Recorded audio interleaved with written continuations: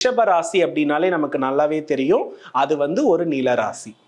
அப்போ நிலத்துல இருக்கக்கூடிய முக்கியமான விஷயத்தை தான் நம்ம நிலத்துக்குள்ளதான் என்ன இருக்குது, தங்கம் இருக்கு, வைரம் இருக்கு, வெள்ளி இருக்கு, வெண்கலம் எல்லாம் என்ன பண்றோம், மண்ணிலிருந்து உதிர்த்தி எடுத்துதான் நம்ம பண்றோம். அப்போ நிலத்தத்துவத்தை குறிக்கும் விதமாக இருப்பது என்ன, இந்த வாய் அகன்ற பாத்திரம். இப்ப நம்ம வாய் தான் இருக்கிறதுலயே மிகப்பெரிய உறுப்பு. அப்போ வாய் அகன்ற பாத்திரம் எல்லாமே யாருடைய அம்சம், ராகுவுடைய அம்சம். அப்போ நிலத்தத்துவத்திற்குரிய ரிஷபத்திற்குரிய பாத்திரமே என்ன, இந்த வாயகன்ற பாத்திரம் தான். இப்ப இதுல நாம எதெல்லாம் ஆட் பண்ண போறோம்னா, சந்திரனையும் சுக்கிரனையும் ஆட் பண்ண போகிறோம்.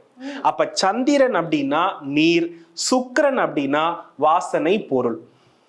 சுக்கிரனை நிலத்துல எந்தெந்த உயரிய தன்மையில இருக்கிறதோ அந்த பொருள் எல்லாம் இதுல ஆட் பண்ணி நாம என்ன செய்ய போறோம்னா, நம்ம வீட்டினுடைய ஒரு ரிஷபராசி ஆளுமை செய்யக்கூடிய பகுதியில கொண்டு போயிட்டு வைக்க போறோம்.